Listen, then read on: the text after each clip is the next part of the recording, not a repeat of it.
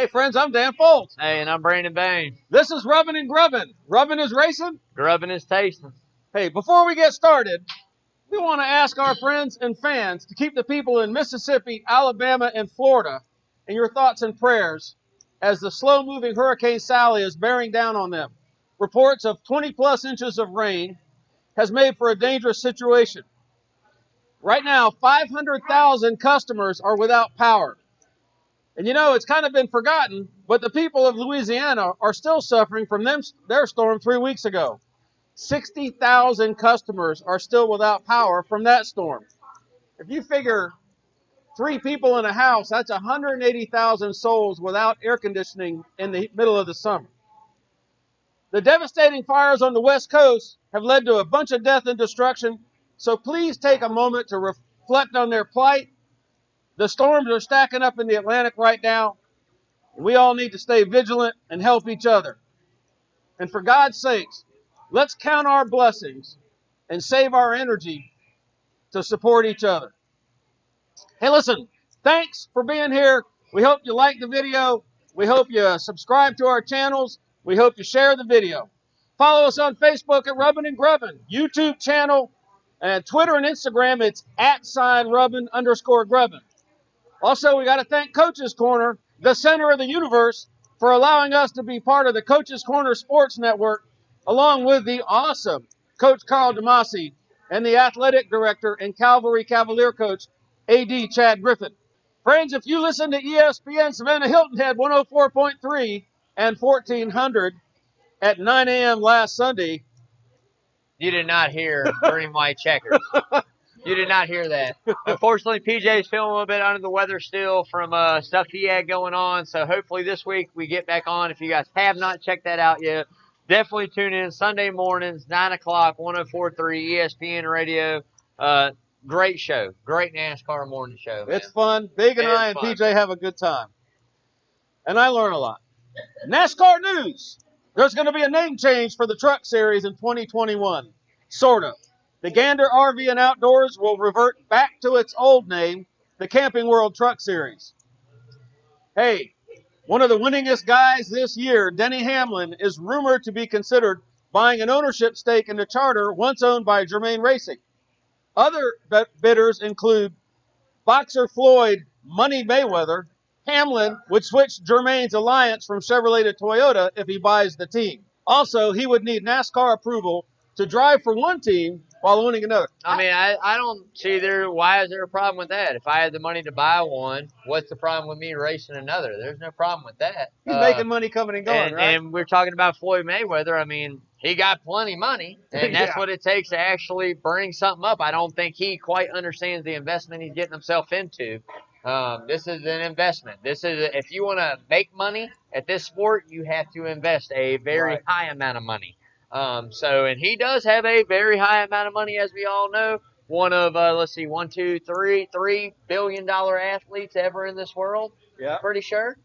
So, I mean, he's got the money. It just at the end of the day, if you want to run successful and you want this to be a business where you make money, you got to put that money in, Floyd. So if that's what you're doing, let's do it. Hamlin understands it. I think Hamlin, in my eyes, Hamlin's going to be the best bet. It's a guy that's older in his career, probably has, let's say, another 5-6 years left on it. Might run for another 5-6 years. I mean, maybe longer than that, but let's just say competitive, 5-6 years. Yeah.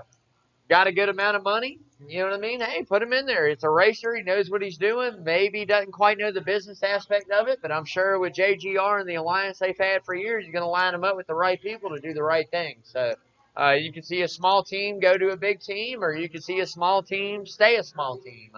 We just got to wait and see. But I would definitely hope Denny Hamlin, if that's what he wants to do, NASCAR would have no hiccups. They're going, hey, if you want to own one and race one, that's up to you. Money's money. Yep. It's all color green, and we like it, so let's take it. What I like is, NASCAR is doing everything they can to make the point that they are all-inclusive, that everyone is welcome to be involved in NASCAR. Yeah. And I would like to see people from different groups, different races, different creeds, different cultures get involved in NASCAR and make it truly the melting pot that our country is. Oh, yeah. There's a whole bunch of people here. Me Not too. just people that look like us. I mean, me too. The thing is, like I said, I don't think that Floyd actually understands the amount of money you're going to have to put in before you see any money coming out. Right. It's that this isn't something you just throw $100 million on the table and next thing you know you're winning races and you're making $2, $3, $4 million profit. Right. That's not how this sport works. This sport takes years of dedication of putting that money into engineering, technology, Right. crew members, drivers, car equipment. It's going to be years of putting Yep. before you get that one thing back. Right. And it's very hard to win one of these races. It's very hard to make money at this. Yeah. It is very hard as a team owner to make money doing this sport. So you got to weigh all those options, Floyd. If you want to get in, hey, I hope you do. I really hope you do. But at the end of the day, you got to understand it's going to be a lot of money spent before you get the first dime out. You know, you just made me think of something, and this is going to be one of the topics on the radio, which didn't happen. If you're new to NASCAR, you may just think that all these guys do is go fast and turn left, and then the next thing you figure out is that there's like a race happening, and most people tend to focus on like the guy who's in front and maybe the guy who's fixing to pass him. But actually, if there's 34 cars on that track, there are 34 struggles occurring simultaneously. Correct. There's 34 races. Yep, 34 different strategies, 34 different agendas. I'm trying to be just a little bit better than I was last week. That's right. My team is struggling. My owner is struggling. I mean, everybody's doing everything they can. And, maybe I'm a mid-pack racer this year. But what I'm trying to do is make myself a top 10 racer next year so that I can be a top 5 racer the next year so that I can start being a winner. And once you get dialed into that, then you start to really love the whole entire picture of what's happening out there. There's a lot of drama happening from the front car to the back car. Yeah, this is the biggest amount of man drama you're ever going to see in your life. Other than like if your team's in the Super Bowl or the World Series. Other than that, this is man drama at its finest, right? So our wives all like to watch the reality shows and like, oh, did you hear what she said about him? Right. And it's like, oh, no, I don't really care, right? But it's drama, right? They do. So man drama is like, did you just see Denny Hamlin take 2 tires? There's no way he's coming back from that. That is man drama at its finest, all right? I love it. I live it. I breathe it. I mean, unfortunately, I'm indulged in man drama. I love that. In the interest of being all-inclusive, Hallie Deegan. Anyway, hey, there you go. Little girl drama too. But all right. So, by the way, another thing, Ty Dillon, driving the 13 car. He's out of a ride. What's going to happen to him? Well, I mean, I really don't know what's going to happen to Ty Dillon. I mean, we have a couple cars coming up. Like, if you want me to make a prediction of just things that are going to happen, I'll throw this out there right now. All right. So we got some other stuff, some other things that are going on. We'll get to later on. Yeah. But let's just say that 43 car's open. I could easily see that guy sliding right into that 43. Okay. The guy that's in the 43 now sliding to another, and that being that. Yeah. I really can see that. I mean, it just comes down to. You think he'll have a job next year? I really hope he does. I think that Ty Dillon has a pretty good amount of talent. I'm not going to say he's like one of the best guys that are out in this sport, this and that. I think he has a pretty good amount of talent. If he didn't, he wouldn't be where he's at now. Yeah. What I do have to say is if you're taking this, let's move up to another team. It's going to take really good runs, which he's known to have a couple throughout the year. Hey, I can run this. We'll get a couple good runs, but consistency. I tell you that all the time. We talk about it. Yeah. Consistency is key in this sport, and it's just showing up every week. And if you have a 25th place car, let's finish 20th. Yeah. If you got a 20th place car, let's finish 15th. That's right. And that's what it is, just building. And a lot of that comes down to this again. A lot of that comes down to technology. A lot of that comes down to what we're involving in our race teams, what we put forward, what kind of equipment we plan on running. Yes. Do we plan on putting it all in, or do we plan on putting 50% in? But I do think Ty Dillon is definitely going to get a ride, whether it be in the Cup Series or Xfinity Series or the Truck Series. He does have some family connections, right? Oh, yeah. He does. He's Oscar's brother. Yeah, he got some family. And he's a grandson. Got some family, right. But the one thing I will give Richard Childress respect for is the fact that I think he makes both of those grandchildren earn that seat time. Right. And we're seeing it a little more, and we'll talk about it a little more with his brother Austin. Yeah. But I honestly think whether it's in the Cup Series or whether it's a couple series below, I think that he has the potential to go out and get in a truck or get in an Xfinity car and have really good runs, win Right. championships or win races. And at the point as a driver, it comes down to, well, we all want to be here, right? But if we understand that we hadn't had the opportunities and maybe our talent isn't as deep as what we thought compared to the field, let's take it down a notch. If I can go and win races in the Truck Series and make a career out of winning it, I mean, Matt Crafton's done it. Ron Hornaday did it. Skinner did it later in his career. There's a lot of guys that have had a lot of success. And I love the trucks. Right, I love the trucks. It's really good racing. So there's guys that have success in lower series. So it's weighing the options for you. Maybe we take it down a notch for a few years. Let's go down here. Let's win some races. Let's get some more eyes looking at me going, hey, well, this guy's got a little talent. Right. Instead of just, hey, it's Richard Shelter's grandson, let's sign him, So we'll have to see how it plays out for him. But I really think, honestly, if you want me to call it, I think that he's going to slide right over to that 43. Okay. Honestly. Okay. So last week we mentioned that Chip Ganassi Racing had reportedly offered the number 42 car. Yeah, offered the 42 car to Bubba Wallace of the 43. And who's in the 42 now? It's Kenseth right now. Matt Kenseth. They fill in for Larson. They called him out of retirement. Yeah, for Larson. Yes. So right now, word in the garage is that Bubba didn't respond quick enough, so Mr. Ganassi took the offer off of the table. Bubba may be headed to the Gaunt Brothers Racing to replace Daniel Suarez in a driver's swap with Richard Petty Motorsports. No way. No way, no shape, no form is that going to happen. There's no way he's not going to re-sign a contract and go from the 43 to the 96. That's just not happening. I promise you that. Okay. Ganassi might have referred his offer back a little bit. Lawyers, agents are going to get involved in this. I can promise you at the end of the day, if he offered that 42 to Bubba, Bubba's going to end up taking that. That's where he's going to end up going. Okay. I do not foresee him swapping the 43 for the 96. You're backing up, in my opinion. You're backing up 100%, in my opinion. Okay. All right.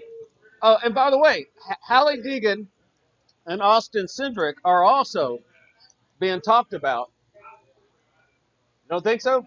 For what? RPM is looking for a driver to replace Bubba. Right, for what? And you're going to call Austin Cindric a guy that's basically going to win this championship, right? Right. And he's won, 6, 7 races, 5 races this year. A great talent that's at Penske, okay? Yeah. And now you're going to ask him, like, hey, I got the 43 car up, and you want to come over?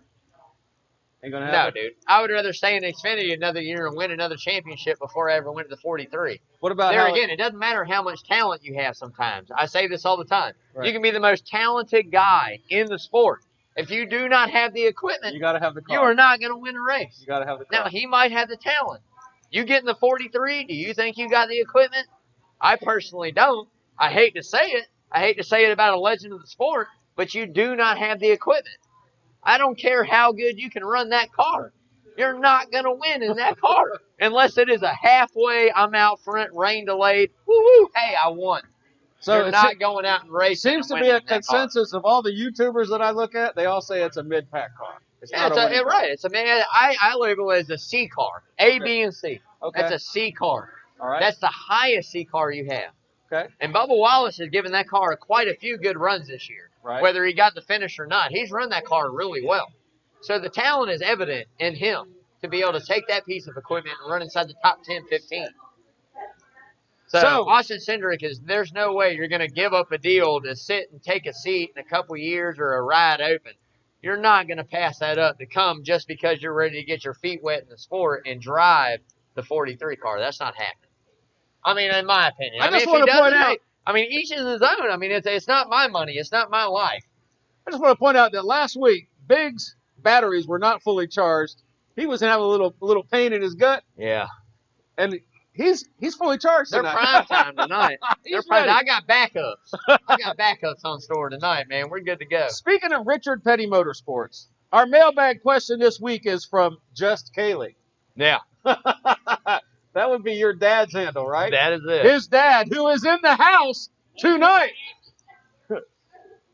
Jess Cayley wants to know, and I think he's trying to trip you up. He says, is a little bit. do we know the story of how the number 43 car's iconic Petty Blue originated? Well, I'm kind of like Abe Lincoln here. I cannot tell a lie, right? So Yep. I did go see them a couple nights ago when they got home because they've been out of town for about 5 months. I hadn't seen my mom and dad since June, so I did go over and we talked about this. And he goes, "You don't know how they did that?" And I said, "No, really, I don't. It's way before my day. I mean, my uncle is probably one of the biggest Richard Petty fans you ever meet in your life. Got a Richard Petty room. I mean, the man has every piece of memorabilia you can think about: tires, hood, fenders, Wheaties boxes. I mean, hell, he might even have Q-tips with Richard Petty on. I don't even know what the hell he's got in there. But at the end of the day, I said, no, I don't. So he tells me the story about how it went down. So I do know after getting the knowledge of how it went down, but I did not know. Because Bart has the knowledge. They do have the knowledge. They've had a few years in this before me. So now their knowledge is not quite as good as calling the winners as my knowledge is. But they do know the history. Speaking of gambling. So the way that this came about, from what I was informed when I asked, so when we talked about this, was when Richard Petty went to race that car the first time. They wanted to do a color, that's here and here. Well, they didn't have enough blue. Okay, they didn't have enough blue to paint the car, but they had white. So they mixed the blue and the white to paint the car. Who hasn't done that? With Petty Blue, man. Dude, who's not been broken? I mean, now here we are, what's this, 50, 60, 70 years later in the sport? And that's the shade. Petty Blue is the color, man. I mean, that's iconic, man. Other than the 24 right now, I mean, that's the most iconic paint scheme that's in this sport, bro. You don't have the black 3 anymore. You got the 3, but not the black Good Wrench 3. Right. You got the Petty 43, and you got the 24, not DuPont. It throws the Altag, it throws different sponsors, but you got the 24. The wraps are different every week. Right. So, I mean, it's like, hey, other than that, that's the most iconic colors of the sport ever, man. They change wraps like we change underpants. That's it, man. Heck yeah. There was this guy. If you know the answer to this question, you post this in a comment. There was a kid in Rome, New York, who became a world-famous racer. He didn't race in the Cup, but he was a car racer. And he stole the paint from the county road department and painted his car. I like it. If you know who that guy is, drop us a comment or come up here and I'll buy you a beer. All right. The biggest rumor of them all is that there's a strong possibility that Kyle Larson will drive the number 48 car for Hendrick Motorsports. They have a sponsor in place. That's Ally Financial. And Hendrick holds a lot of sway over Chevrolet to approve this controversial move. He's got car dealerships. A lot of people think that Eric Jones would be a safe bet. Yeah, to take over the number 48. I mean, that's who I've called for weeks upon weeks. But now let me tell you. This is big versus Lawrence. Let me tell you. If Mr. Rick Hendrick says, Kyle Larson, you can come over and get the seat of the 48, you know who I'm taking? I'm taking Mr. Kyle Larson to come over and get the seat of that 48. Like I said, when we talked about it earlier, I said Rick Hendrick, to me, it doesn't seem like that type of person. I mean, it's not, it's not about what is said or the way it's said or the content. It's not the depth of it. The matter is, this is what you did. This is the repercussions you pay. Rick Hendrick holds every single one of his drivers and sponsors at a very high standard. Yep. It's not about Kyle Busch. Rick Hendrick had Kyle Busch. Right. He was his driver, a driver for Rick Hendrick. Right. Guess what? You have Kellogg's, you have Mars. Guess what? You didn't represent it right. You were young. You were stupid. You ran your mouth too much. Guess what happened? Bye-bye. Doesn't matter how much talent you had. Now we see what he has. He's had probably the most talent that we have in the sport right now. Right. So, for me, when we talk about this, Rick Hendrick was never that guy that's like, hey, I'm going to take this chance. I'm going to reach out. I'm going to grab a hold of this, whatever it is. Right. Bad vibes or whatever. Right.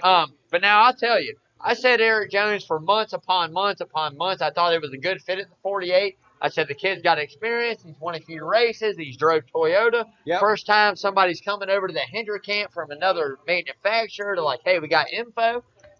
But now I'm telling you, if there's a rumor going around saying Kyle Larson will slide in that 48, I really hope, as a Hendrick Motorsports fan, I really hope you go get Kyle Larson because this kid has an uber amount of talent. He has owned the dirt series. He has owned dirt track racing since he's been let go from NASCAR. This kid has talent. Now you're going from Ganassi to Hendrick. Now you're going to see a kid really win, man. So, hey, if that's going around and that is a possibility, You have my voucher. You got my voucher. Take Kyle Larson off the market, man. I really thought he's going over to Stewart Haas. My personal opinion, I thought Larson was going to go to Stewart Haas. Jones is coming over to the 48. Well, I'm glad you mentioned that because my notes prepared by Lawrence Bennett, the brains behind the camera, he says it looks like Stewart Haas is going to bring back Clint Boyer. Okay. I like that too. I mean, hey, cool. If he wants to race a couple more years, that opportunity's out there, and I thought a really good fit between Tony Stewart and Kyle Larson, both dirt track backgrounds, both the love for racing that they have. And it's not about making the money, it's just the love for racing. Right. I thought those two would have went really well together. So if he's wanting to sign Boyer, and here we are, and it's Eric Jones and Kyle Larson, like I said, man, if I'm Rick Hendrick, I got to go with money talks and bullshit walks, Lawrence. So if it comes down to the dollar bills, if it comes down to the dollar bills, and we're talking about what's going to be best for that organization, I mean, Kyle Larson, I nothing against Eric Jones by no means, but Kyle Larson to me has a lot more talent than Eric Jones. The owner's in the house.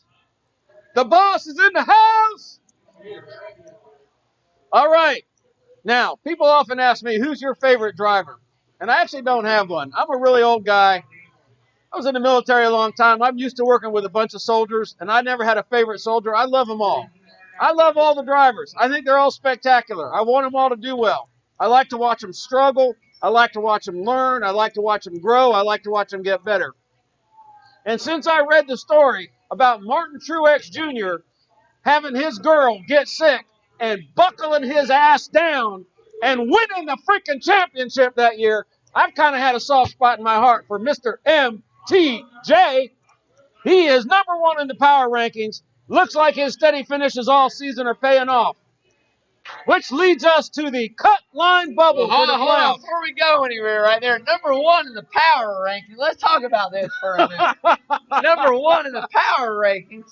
Dude, he's up near the front every week. Near the front. You got two guys that have won 7 races apiece, 6, 7 races apiece, man. Now, you going to take a guy that finishes 3rd, 4th, and 5th, and 6th and goes, oh, well, I'm consistent against guys that won 6 and 7 races. They're winners. No. You got this all wrong. 8. You got this all wrong, man. I'm nothing against Martin Truex Jr. I think he's a great talent. I love him. I think he's spectacular. Took him a little while in his career to really get rolling, to start winning those races. Hey, I mean, really good for him. Good driver. Top 5? Yeah. Top 6? Yeah. Number 1? No, you're crazy, man. You guys had more to drink than I had today. I promise you. Number 1, no. I love him to death. I think he's a really good, respectable guy, like I said, but no. Hey, you're talking power ranking. It's got to be Hamlin and Harvick, 1 and 2. Truex got to be 3, 4, maybe Keselowski to me has got to be number 3. The guy's won, 4 races now, dominated short tracks. Season ends on a short track. It's going to come down to that. If he can make it, it's going to come down. So you got to look at a whole perspective of what have you done the whole season, right? Apparently, that line won't float. Got a couple wins, but hey, man, no, dude. No way it's number 1. All right, let's talk about the cut line bubble for the playoffs. Number 1. Clint Boyer is holding on to the 12th spot with +3 points. The 24 car of William Byron and the 41 car of Cole Custer are -3 and -8, respectively. Byron called his performance at Richmond, quote, a slow death out there. Yeah. Matt DiBenedetto and Ryan Blaney are in a must-win situation in order to advance. Yeah. Only one of those guys in my option that are in the must-wins have an opportunity to win, and that's Ryan Blaney. I mean, we've seen him come here in the spring. He came there, led 100-plus laps, wrecked, can't finish it. Year before, same thing. Leads a lot of laps, can't finish it. Right. If he can get it together and actually win this race, big kudos to him. But when you look at that battle between Clint Boyer and you look at William Byron, okay, yeah. Clint Boyer, I think, finished 2nd in one of those races we had earlier in the year. William Byron, I think, is a really great talent. Now, what it comes down to me is who can survive. Because now here we are at Bristol Motor Speedway, the last great Coliseum, in Thunder Valley, on a Saturday night for a cutoff. This is it. This is the last chance you got. This is going to be some get-out-of-my-way racing? Same thing we talked about at Daytona, okay? Yeah. This is the last opportunity these guys that are on the outside looking in have to get in. Right. There's going to be cutthroat. There's not going to be any of this, hey, give me. I'm taking.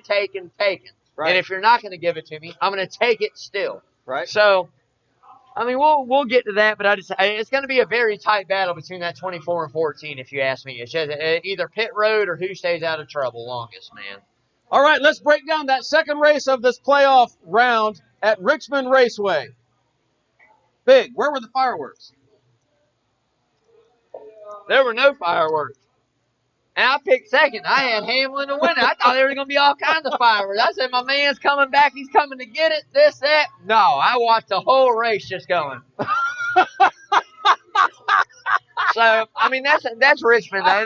That's just one of the deals. That's how that track is. It's about tire management, and it's about pit strategy. That is one of those races where it doesn't pay for the driver.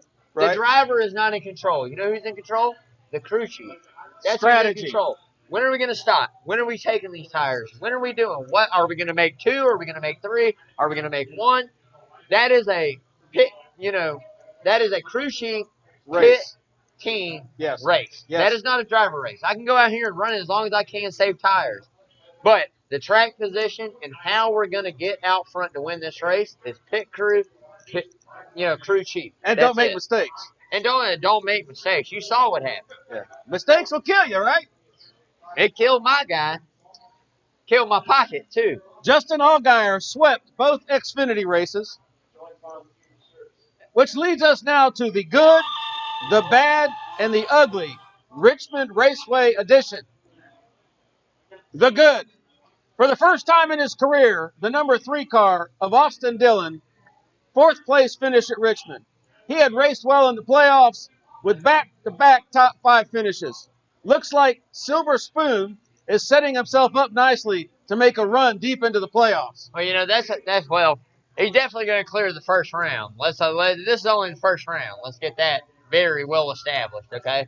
Now, had you asked me at the start of these playoffs, I would have named him as one of those 4 that were going to be on the outside looking in. Right. Very well would have. And mad respect to Austin Dillon and the team and Richard Childress for bringing that equipment and making him and giving him the opportunity to run that. Second at Darlington, turned around at 4th at Richmond.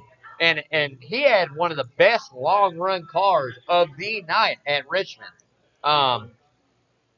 Put himself in there to make those 12, man. So, now he goes out and get another couple good runs in that next 3 races, be right there to make 8. I mean, this guy could be the dark horse, man. I mean, it really could be a dark horse run. Do I think it's going to happen? If you want my honest opinion, I don't. It's just the talent only gets better as we eliminate. Right. It only gets down to the better, and better. Do I think that he has done really well for what he has and shown up? Yeah, I do, and that's mad respect. I really hope he keeps going. I want him to keep going. If I could just say one thing to young Mr. Dillon, I would say, young sir, stop worrying about the haters. Yeah. Don't worry about somebody who says you were born with a silver spoon in your mouth. Those people are not in your car. They don't count. You matter. You're a winner. You can do it. Stop worrying about all the naysayers because that's just a distraction. You just focus on your car and running your race and being the best driver you can be. To hell with everybody else. Yeah. You go, boy. All right. All right. The bad. Ryan Blaney falters at Richmond. He finished 19th for the night. In the first 2 playoff races, the number 12 car hasn't finished better than 17th. Yeah.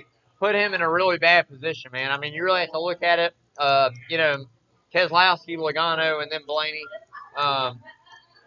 Put himself in a really bad position, man, statistically, data-wise. I mean, it's a numbers game at this point, right? Right. So, like you said, now it's a must-win. And we're going into one of these tracks where this kid has gone out and led astronomical amount of laps. Right. But cannot finish. Cannot get the win. Cannot even finish 3rd. Lead 150 laps, wreck. Lead 100 laps, wreck. So what this comes up to be about on Saturday night is, hey, you're going to lead. Let's get you out front. Let's do this. Let's do that.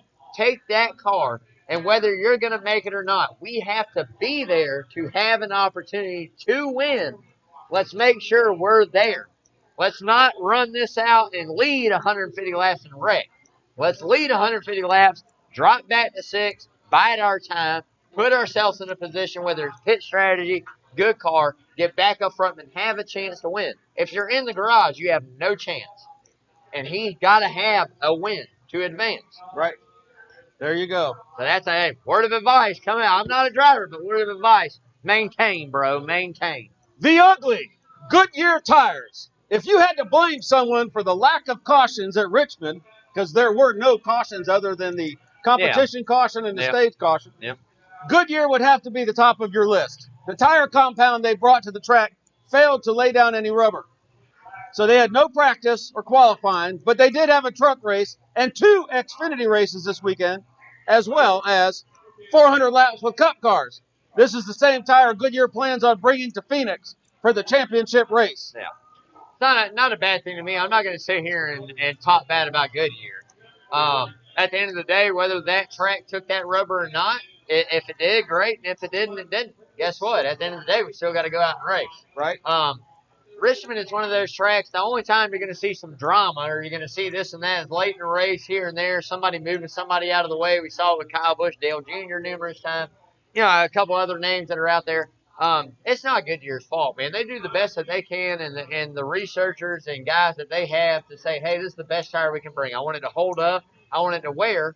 But at the same time, I want it to be a good tire. I don't want it just to blow apart. So right. I don't hate on Goodyear for that at all. If you want to bring it to Phoenix, bring it to Phoenix. I mean, it's going to be a very similar race there as it is at Richmond. We all get sprung out single file. It's short run and long run and tire management. So that's what's going to get you. That's what's going to win. And you know, at Phoenix, we're talking about a cutoff, you know, a playoff race for guys to come in. We still have a cutoff race. Yeah. We're talking a championship. Right. So when it comes down to those 4 guys, I don't care what kind of tires you get or how much other rubber's laid on that track. I can promise you, if they're 1, 2, 3, and 4 in the last 10 laps, you're going to see those guys give everything that they have. Whether it's banging, whether it's rubbing, whether it's bumping, they're going to give everything they have to win that. To win that championship. Because that's it. That's what we work 36 weeks out of the year for. What is what money prize does a championship winner get? I want to say it's like $7-point-something million for that championship, which is pretty good when you accumulate. That's legitimate. When you accumulate over the year 36 races and different purses. Daytona's got a high one, you know, Darlington. There are certain races that have a very high purse. Yeah. Certain ones that don't. On top of your contract salary that I'm paying you, on top of the incentives, just like football, pass for 1,000, win 3 races, get X amount of dollars. Same type thing. Right. Finish 20 races in the top 10, get X amount of dollars. Same type thing. So people forget about this, and it's just like, oh, we go out and what they win on that race purse is what they make, and that's not how this works. Not how this works at all. We're contracted, and then you have incentives in that contract. So our side bet last week was, where will the number 18 car of Kyle Busch finish at Richmond? I said, do not finish. Lawrence Bennett, the brains behind the camera, Damon, my brother from another mother, Coach Carl DeMossi said first place. Big said second place. Big, and by the way, he finished 6th place, so Big won. Yeah, which I was upset about because I wanted to finish second. Because I really thought he had a car to finish second. And all that money last week was donated to Becca. Yeah, and we're going to talk more about Becca. Yeah. Hey, like we said last week, look, this is a family that is from here. They have grown up here, raised here, man. Some really bad stuff's falling upon them. I can tell you they're really good folks, really good people, man. I tell you guys all the time, anytime you have an opportunity to donate any kind of money you got, change, dollar bills, hundreds, 50, don't matter, man. Like, let's just all come together as a community, donate to this family, help them out with the needs that they need, because God forbid that happens to me, I would really hope this community do the same thing. Get together, come up and rise up. That's and help it, you. man. That's it. So for our NASCAR playoffs, we're shifting gears on our charity effort. You know, we supported Ronald McDonald Haas last week with almost $1,500. We're changing gears to help one of our own. Young Miss Becca Spear, a beloved server at this establishment right here, Coach's Corner. Last month, Becca suffered a stroke, and she needs our help. She has a long road to recovery ahead of her, and we are going to help her right here, and we're going to start. Well, we started last week. We're going to continue tonight. Got a good start, too, man. Listen, guys, we've got raffles and live auctions planned. Coach's Corner is going to put on a Becca Bash on October 17th, the day of the Georgia-Alabama game, to help with their expenses. And John told me tonight they're going to do the same thing they did for a coach. They're going to do barbecue dinners. They're going to be delivery on the day before the 17th, the 16th.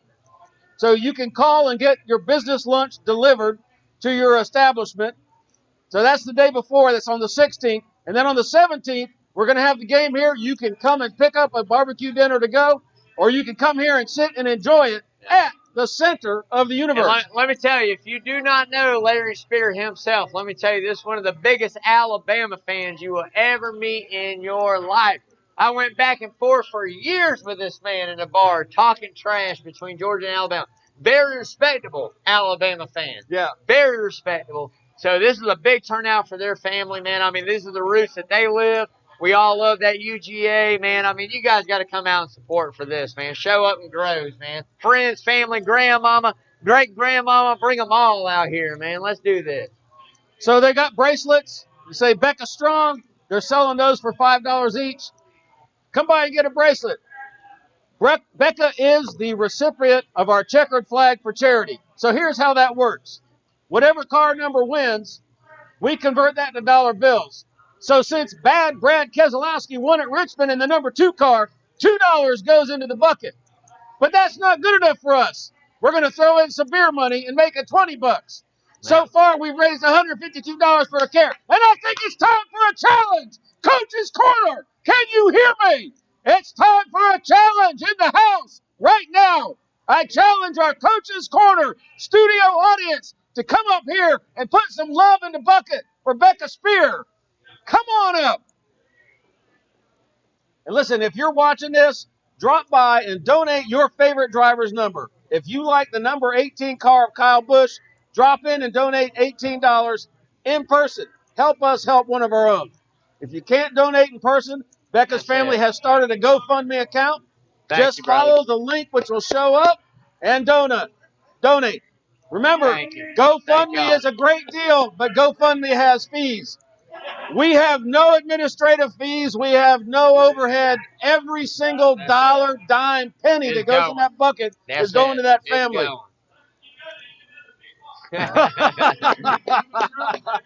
That's it. Thank y'all. Thank you, guys. We appreciate every bit of it. Come on, dude. Fans in the stands or not, you win a race, you do a burnout. Brad K did not do a burnout after his victory at Richmond. He was trying to save that car for the final race of the year at Phoenix. Yeah, mad respect to Brad Keselowski. Why am I going to blow tires and blow fenders off my car when I just led 160-something laps? I smoked you, bro. Just remember. We're getting ready to go to a track at Phoenix that is very similar. They're bringing that same car. I get it. Dude. No, I like a burnout. I ain't worried about a burnout. Hey, man. Hey, good for you, man. Come on, dude. Cheers. Cheers to Chad Canals on his 700th appearance. Incoming. Damn. Fire in the hole. Cheers to Chad Canals on his 700th appearance as a crew chief. You guys are going to get me stone cold up here soon, man. Big. Talk about Chad and his impact on that 24 car. Well, look out like this, man. Chad Canals started at Hendrick Motorsports back in the 90s, whenever Gordon was there, okay? And you had Evernham and Gordon. They went out and won an astronomical amount of races. I mean, like I said, we had this conversation about who's the greatest of all time. In my eyes, there's no greater driver than Jeff Gordon, period. Never going to be. Consecutive starts, top 5s, top 10s, race wins. They won. They did something that I don't think you're ever going to see again in your life. They've won 33 races in 3 years on a 32 race schedule. Not 36, 32. 13, 10, and 10. Okay. Between the two of them. Evernham got that Dodge money, said, hey, I got to go. Mad respect, right? But Chad Canals worked on that team, was an engineer on that team. And Rick Hendrick interviewed him, and they said, what's your main goal while you're at Hendrick Motorsports? And Chad Canals looked at him and said, I'm going to be the crew chief for the 24 one day. So he goes on. We all know the success he's had with Jimmie Johnson, 5 in a row, 7 championships, 80-something race wins. But he finally made that dream that he told Rick Hendrick from day one, I'm going to be the crew chief of the 24, come true. That's a personal dream of his. So now we're living the personal dream. And he won this year. Yeah. And he got that kid that win, man, at Daytona. Yep. So now, I mean, like I said, there's only 3 guys in the sport right now that I look at being on Chad Canals' level. Chad Canals, Paul Wolf, and Adams, Kyle Busch crew chief. They're the 3 best crew chiefs in the game. Rodney Childers, great guy. Kevin Harvick, great guy, great mind. But you know what? You've been together so long. You've done so much together. You know each other. Those are my 3. Okay. Childers would be 4. You know what I mean? We can go on. Cole Perm was one of them before he retired. I mean, we can go on and on. But, man, the stuff he's done over there in the leaps and bounds, he's taking this young kid that's not even been in a car. Not even, here we are 3 years. Trucks, this, come up. Got that win, leaps and bounds. That kid is going to win a lot of races, and I am a 24 fan. I love Chase Elliott. I am a Chase Elliott diehard fan. Yes. But I'm a 24 fan no matter who's in that car. Okay. Period. Okay. So I pull for both of them. Both of them come out of the same stable. I buy both T-shirts every year I go, man. Those 2 kids right there, I'm telling you, Chase Elliott in the next 3 years is going to be a dominant force in this sport. Mark my words right now. You heard it here, right here at Coaches. Awesome. Far right turn. Richmond Raceway honored Jimmie Johnson by naming their pedestrian tunnel the Jimmie Johnson Championship Walk. What a great tribute to a champion that's not really been getting his due because of everything that's going on this year. It's like the coronavirus kind of got in Jimmie's way. It got in his way literally for a couple of weeks, but it's kind of affected the whole year. Not very many fans at stadiums, just kind of throwing everything off. And, it's really sad, dude, for a guy that, one of 3 people in the sport that's won 7 championships. Arguably one of the greatest of all time. I'm not taking anything away from Jimmie of my previous statements, but it's really sad to not be able to go out and, have those fans appreciate you. Not even what you see on the racetrack, but the pregame. When they ride in the back of the truck and they're waving at fans, you get that whole eruption of just guys cheering for you. And, and I was never an Earnhardt fan, but let me tell you, when he died, it changed the game for me. It's like, damn, that's mad respect. I respect you for what you do. I'm not your guy. You know what I mean? Right. So it's mad respect. And the same thing with Jimmie Johnson. It's like, here we are in this pandemic as a nation, as a world, honestly. We're going through all this stuff. One of the best race car drivers ever. And we can't even pay him a farewell the way we really want to pay him a farewell, you know? Right. So, I mean, I would hope Jimmie maybe would come back. A couple races well, he's here going and there. IndyCar, right? Right. But, I mean, man, a couple races here and there, man. He's Come such on a class act, man. He's got a YouTube channel. He is just cool as a cucumber. Yeah. Okay, let's break down the Saturday night race at Bristol Motor Speedway. Coming up, it's going to be on right here at Coach's Corner. It's Bristol, baby. Thunder Valley, the last great Coliseum. And what about that trophy? Man, that trophy is the biggest one. One, you get to move on if you're on the outside looking in. Yep. And 2, if you ain't, you get to dominate a little more. So, I mean, the way I look at it is, dude, the race at Bristol, that's more beautiful than 2 pianos playing in the dark, Dan. I mean, come on, man. That is the absolutely most harmonious music you That, can ladies and gentlemen, is your Easter egg. That is beautiful, man. I mean, Thunder Valley, what a better race Saturday night, cutoff race. You're going to see no holds barred, bro. Everybody's giving 100%. We're going to all be standing up in front of our TV screens or here in front of the screen, yelling, shouting, jumping up and down. I'll tell you what, on Saturday night, by this time, I might not be able to stand up. I might have to be sitting down. Listen, I'll hold you up. Race number 3 of the Southern Swing of the playoffs has a few drivers worried because they don't run well at Bristol. Bad Brad Keselowski is going to start from the pole. Brandon, who's going to take home the Gladiator sword this Saturday night? Man, you want the top 5 for me. Come on. I mean, honestly, when I go back and I look at night races at Bristol, and I look at what's happened this season, the 9 car's got to be number 1 for me, man. Got to take Chase Elliott number 1. Number 2 for me has got to be the 11 of Denny Hamlin. I mean, it was right there leading that race in March, or when it was early in the year. Had some trouble. Wham bam. Elliott and Logano get into it. 3 for me has got to be Logano. I look for him to have a really, really good run. 4's got to be the 10-car Kyle Busch, man. Everybody's going to hate on him right now. He's like, oh, he's not out front. He's not doing this. Well, let me tell you what he does at Bristol. All he does is win, win, win no matter what. So until he wins, like I've said, he's going to stay on his roof. Now, if you win, I'll flip you over. I'll give you that respect. But you're going to stay on your roof till you win.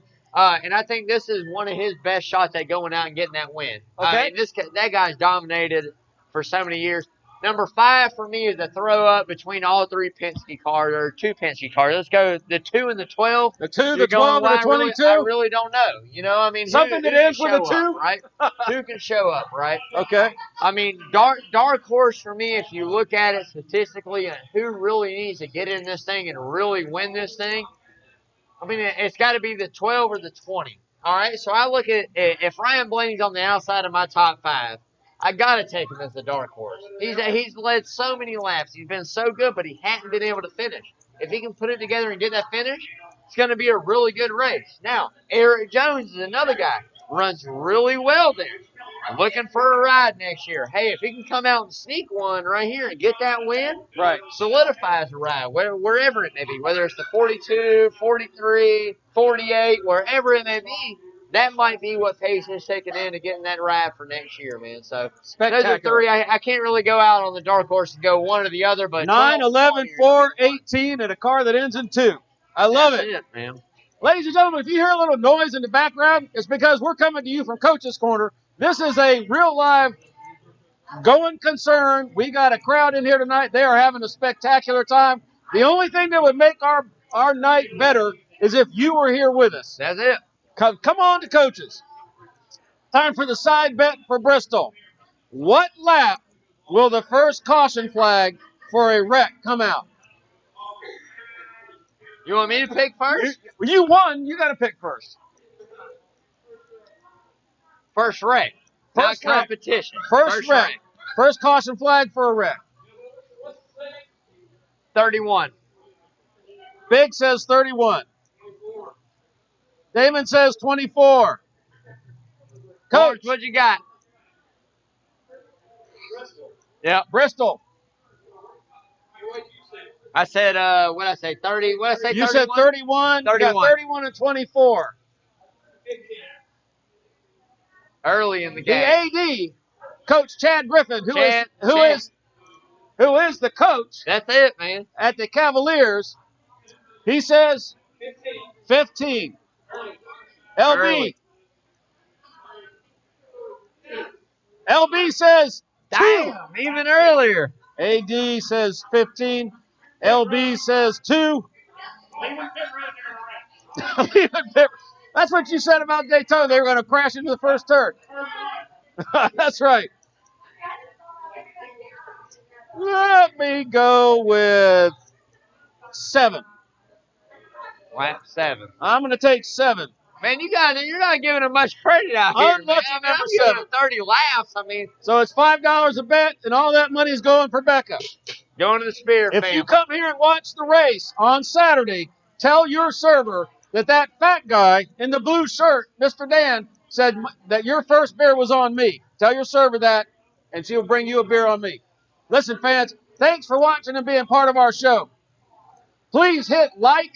I know it's a little disjointed, it's a little crazy, but we love you being here with us. Hit like and share and ask us questions. Follow us on Facebook, Twitter, Instagram, and our YouTube channel. This is going out live on Facebook right now, and in a couple of days it'll be up on YouTube channel. Yep. So now our show is called Rubbin' and Grubbin'. Rubbin' is racing and grubbin' is tasting. And it's time for the tasting part. Tonight we are grubbing on the Coach's Clubhouse. This is, come on up, baby. This is multiple layers of meats and veggies and pleasure. Nothing but pure pleasure. This is this is lovely Karen. Absolutely beautiful. It's always fun when she's here. Here is this entree. As soon as we turn this camera off, we're going to be making a big mess on our face with this. This is the Coach's Clubhouse. It is delicious.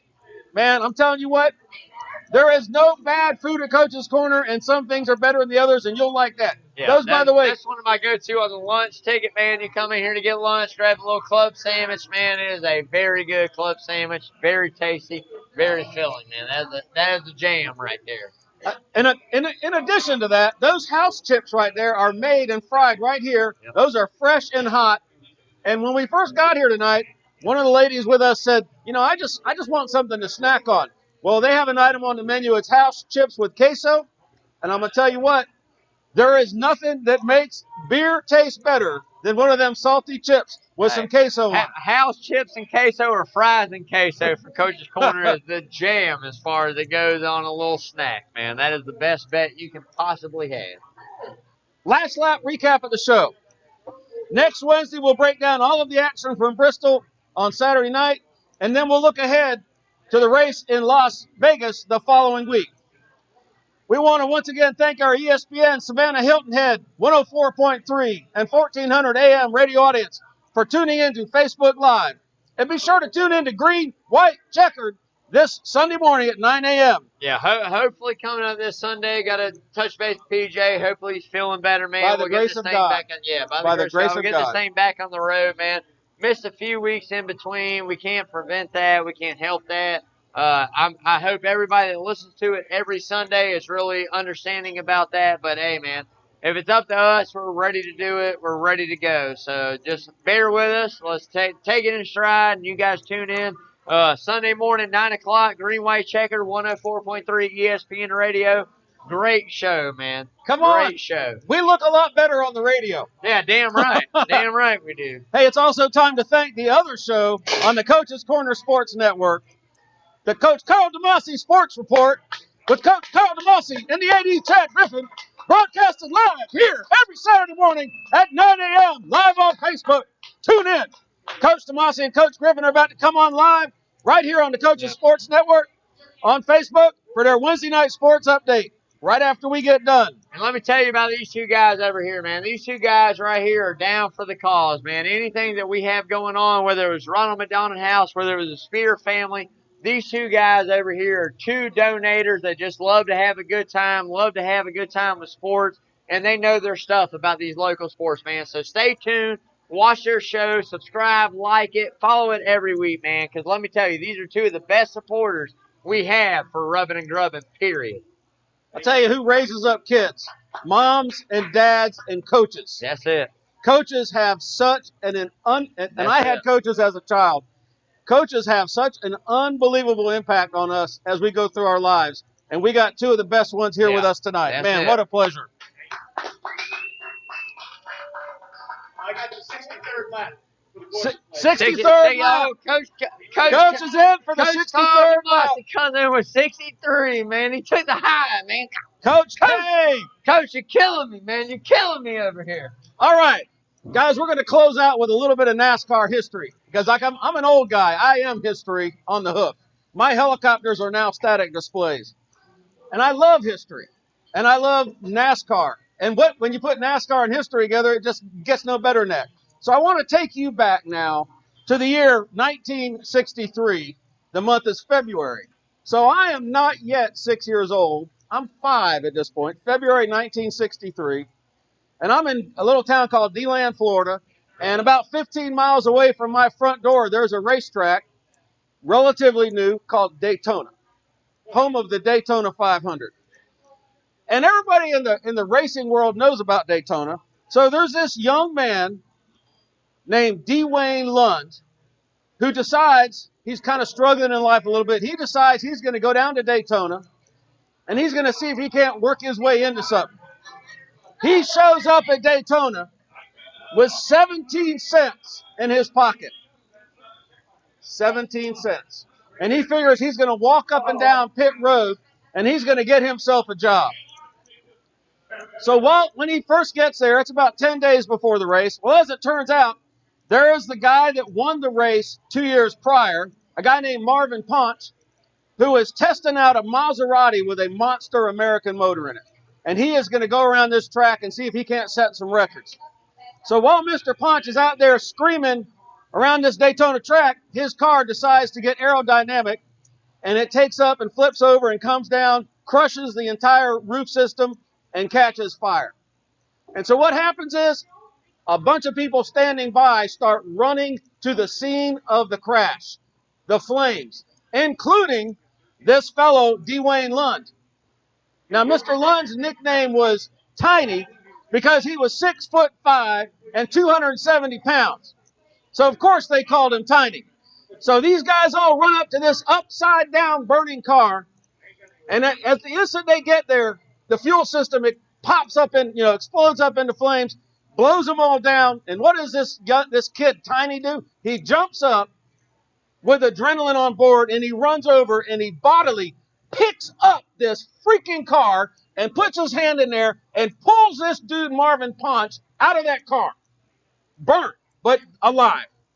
So Marvin is in the hospital at Daytona, and Marvin tells the people that he's fixing to drive the number 21 car for, the Woods brothers, hey, look, I can't drive in this race, but I recommend you hire this kid in the year 1962, hire this kid, Dwayne Tiny Lund, to drive that number 21 car. And what does he do in that number 21 car? In his first race at Daytona, he wins that race. Some bitch. Hell yeah! Hell yeah, sucker! Hell yeah! He wins that race. That is why I love NASCAR right there. That's what NASCAR drivers do. That's it. And on that note, ladies and gentlemen, thanks to the fans, thanks to Coach's Corner, the center of the universe. Hit like and share, and we'll see you next week. Take us home. Hey, man, like I said, you guys come up, Spears family. That's what we're donating to. You guys come up. Coming up right behind is Carter Muskie, Coach Chad Griffin. Come on, man. Got to watch this show.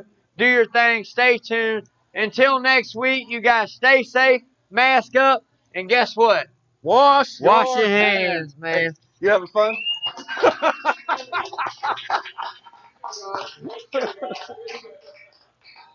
Awesome.